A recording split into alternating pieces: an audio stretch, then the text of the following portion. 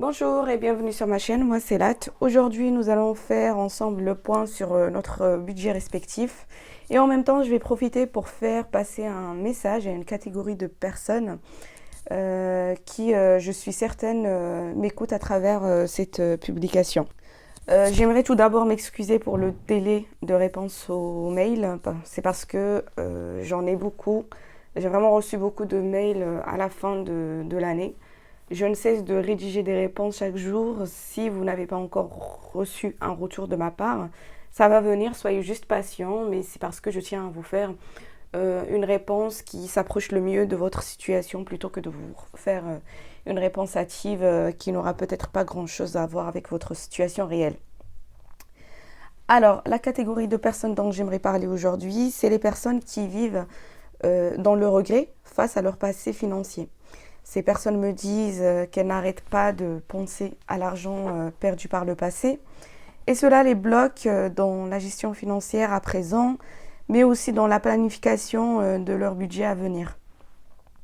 J'ai déjà répondu à ces personnes par mail, mais je vais réitérer ici mes réponses, ou plutôt ma réponse qui est la même, pour ne plus du coup revenir sur cette problématique et vous permettre peut-être de mieux vous concentrer sur votre avenir financier. Alors écoutez, j'ai bien compris que votre passé financier n'est pas positif. Je comprends que vous ayez des regrets, mais on parle là d'un passé. Je souligne bien le mot passé.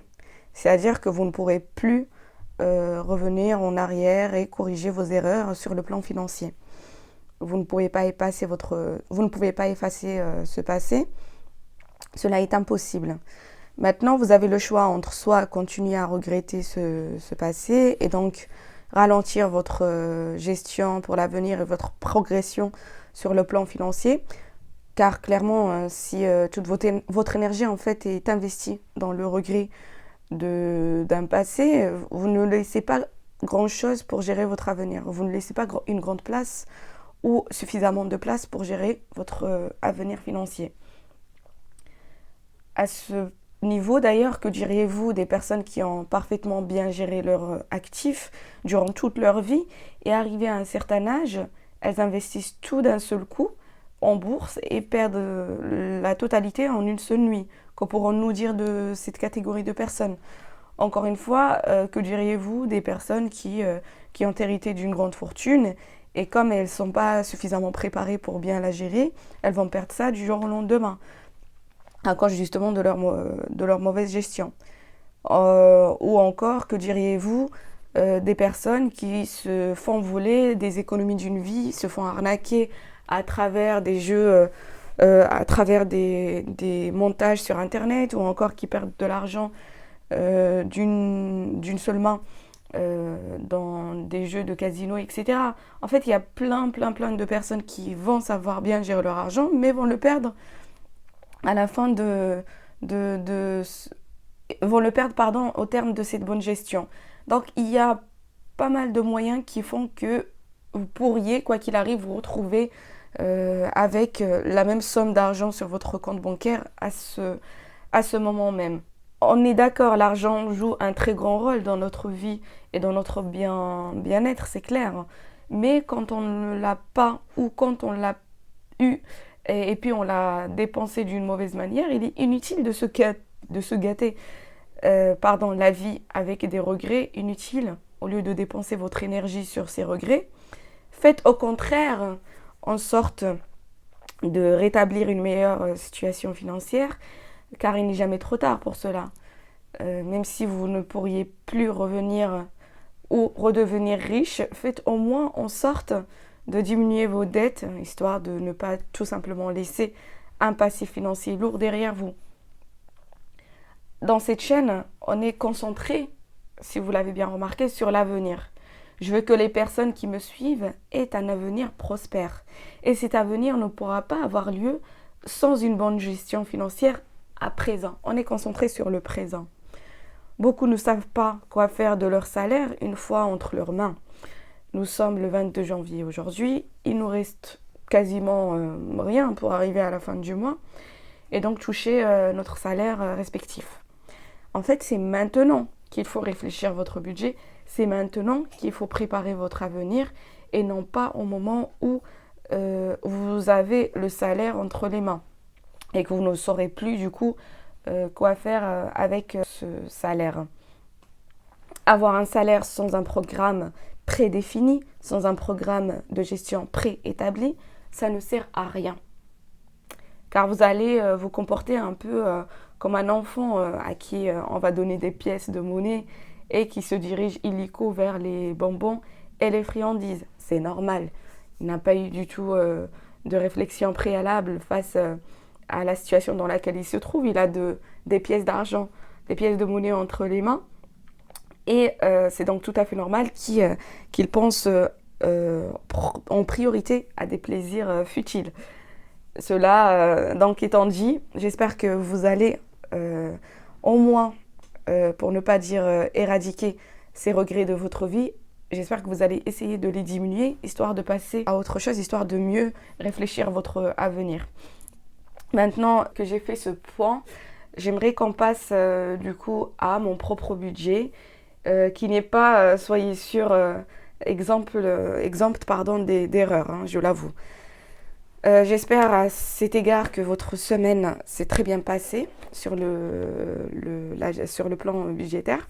J'espère que la 3e semaine, du coup, on est déjà à la 3e semaine du mois de janvier et on va entamer la 4e semaine. J'espère que vous l'avez bien gérée et que vous n'avez pas fait beaucoup de folie, sachant qu'il y a eu les soldes et tout ce qui va avec. Donc moi, comme d'habitude, je vais commencer par mon enveloppe alimentation. Je n'ai pas encore changé le flyer, je vais le faire, croyez-moi. Donc pour l'alimentation, la 3e semaine, elle était plus ou moins bonne parce que, rappelez-vous, j'ai fait des semaines où j'ai largement dépassé le budget que je me suis fixé en avance. Là, la 3e semaine, je l'ai passée avec 32,20 centimes, sachant que j'avais à la fin de la 2e semaine 64,50 €. Donc là, comme j'ai dépensé 32,20, il me reste 32,30. Donc là, on a 20, 30, 2 et 30 centimes. Donc là, on a fait une semaine avec 32,20 centimes, ce qui est plutôt positif pour l'alimentation. Mais rappelez-vous, c'est parce que j'avais acheté beaucoup de choses à la 2e semaine, donc ça ne me laisse pas beaucoup de place pour énormément dépenser à la 3e semaine. J'espère que cela va continuer pour la 4e semaine, pour donc entamer ou pour finir le mois avec même juste quelques centimes qui restent, et donc entamer le mois de février avec une meilleure gestion de ce poste alimentation. Ici, nous avons santé. En santé, j'avais mis 30 €. Ça n'a pas bougé. Dieu merci, je n'ai pas été malade. Je n'ai pas eu besoin d'acheter quoi que ce soit pour la santé.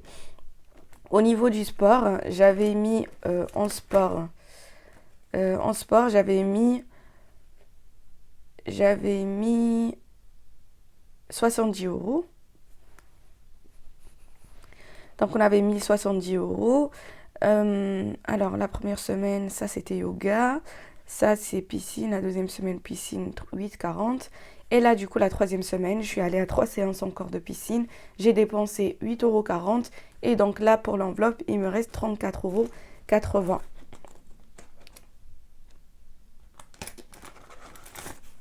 €. Alors, 30. 2, 3, 4, 80. Voilà, inutile de tout sortir.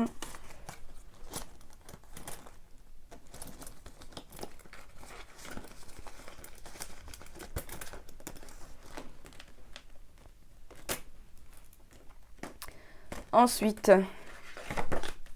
ici nous avons loisirs. Alors loisirs, j'avais mis 60 € pour le mois de janvier. Rappelez-vous, la première semaine, c'était 28 €, puis 12 € pour la 2e semaine.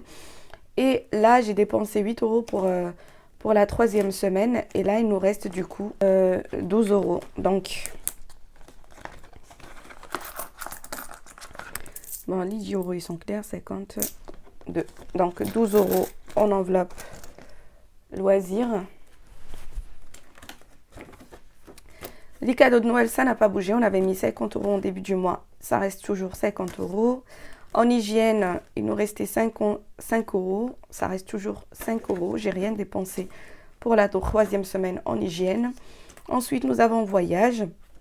Dans l'enveloppe voyage, pareil, je n'ai rien dépensé. Je pense que l'enveloppe, elle va grandir, bien se gonfler jusqu'au moins, au mois d'août. Pour beauté, ça n'a pas bougé. J'ai toujours les 20 euros. Je n'ai rien acheté. Les vêtements, rappelez-vous, j'avais dépensé pas mal d'argent, les 60 euros, les 80 euros. Donc, je ne reviendrai pas dessus. Je n'ai rien dans l'enveloppe. Et enfin, nous avons épargne. On a recommencé la fameuse épargne. Donc là, j'avais mis 10 euros pour le mois de janvier. Et je vais mettre 20 euros pour le mois de février et ainsi de suite. Voilà donc tout pour mes enveloppes pour cette troisième semaine du mois de janvier. D'ailleurs, moi c'est bon, j'ai acheté mon téléphone parce que je vous avais dit que j'allais acheter un téléphone. Rappelez-vous, j'avais réussi à épargner une bonne somme ici. J'avais réussi à épargner 770 plus le défi des 10 euros par semaine. Enfin, j'avais vraiment épargné pas mal d'argent, donc j'ai dépensé. Je me suis acheté le téléphone, mais je ne sais pas du coup. Vous me direz comment elle est la qualité par rapport à mon ancien téléphone. Vous me ferez un retour. Mais en tout cas, moi, je pense que c'est mieux parce que voilà, j'ai bien fait attention de prendre un meilleur téléphone au niveau des caractéristiques, mais je ne sais pas ce que ça peut donner sur YouTube. Donc, vous me ferez un retour sur ce point. Je vais m'arrêter là. Je vous souhaite un bon début de la dernière semaine du mois de janvier. Prenez bien soin de vous, de votre santé, de vos proches et puis surtout, prenez bien soin de votre argent.